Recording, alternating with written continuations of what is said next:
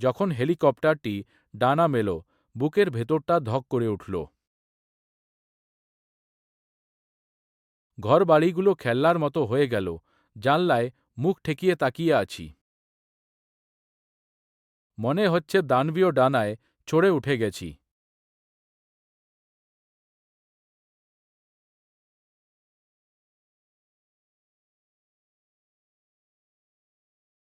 দাদু, এবার নামার সময় হয়েছে।